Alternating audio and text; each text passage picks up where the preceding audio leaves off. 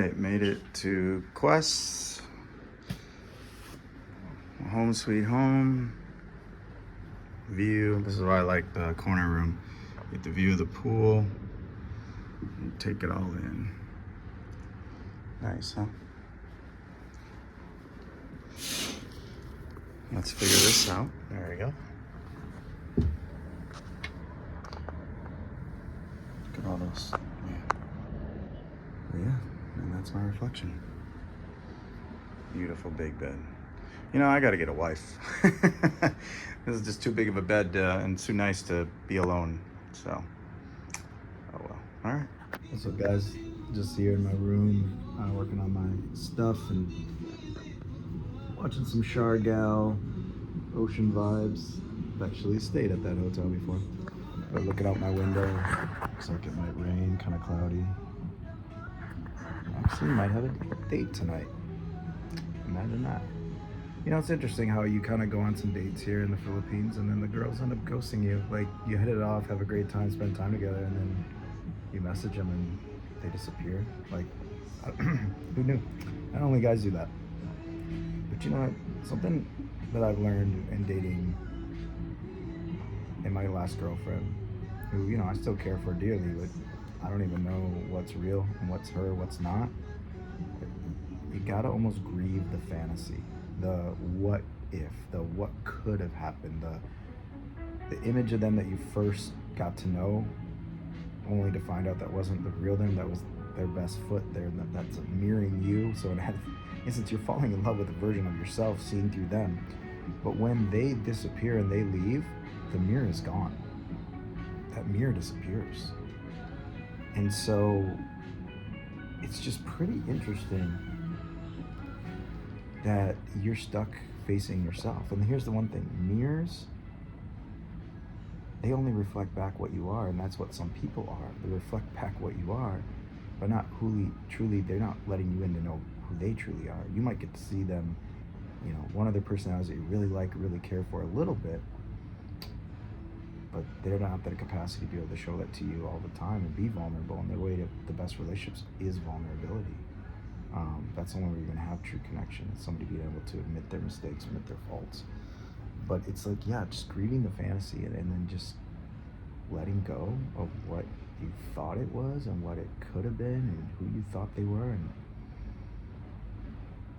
mirrors do not do well at making you feel good. And sometimes when you're in a relationship and they make you feel bad, you see your reactivity.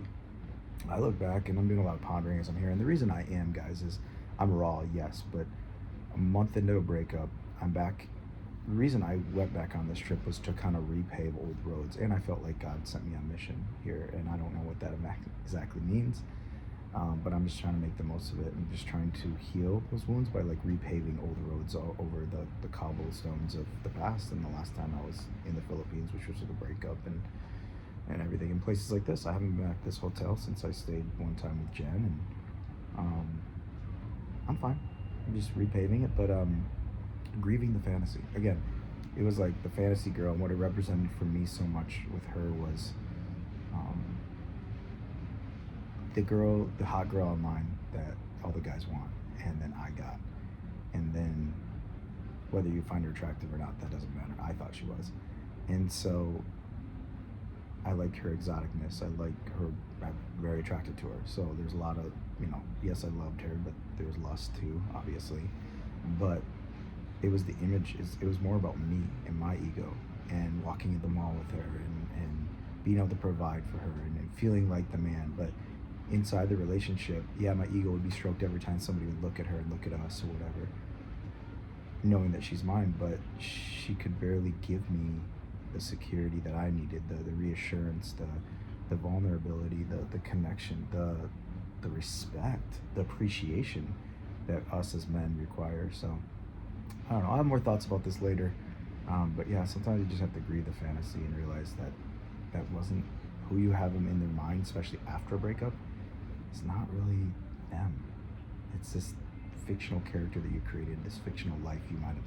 And one thing I've learned about traveling overseas, for all these passport bros out there, am I technically one? I don't know. Maybe. doesn't matter, I don't care, I'm not into labels, is you cannot bring the fantasy home. You can try, and I've done it, I've tried it. It does not last forever. Eventually, the fantasy stays. It doesn't follow you. That's one thing I've said before in certain of my videos on my pages is you can't live the fantasy. It's not gonna stay with you. It's not gonna give you what you want. It'll give you brief hits. When you try to pull the fantasy into reality and bring it back, that doesn't mean you stop dreaming bigger things. But when it comes to the fantasy girl and all of that, a lot of times, guys, it's a mirage. So sorry to burst your bubble, but if you find it, I'm so happy for you. I hope your bubble is not yet to be burst, because it takes time, and you know, over time, that's when you really find some of your true colors. So let's get a few more shots of the city here tonight, and we'll wrap this up. Ooh, it's coming down. Headed out on a date. See how the night goes. Good old Cebu City in the rain.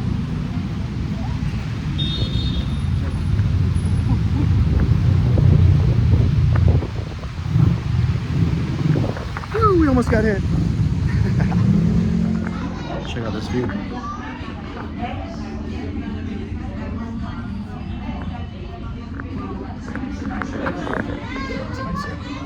Our date's running late though. It's raining and no cabs are coming to pick her up, so we'll see if she gets here. Not a bad view. See? Solo. Ghosted. Stood up. Oh. Cheers.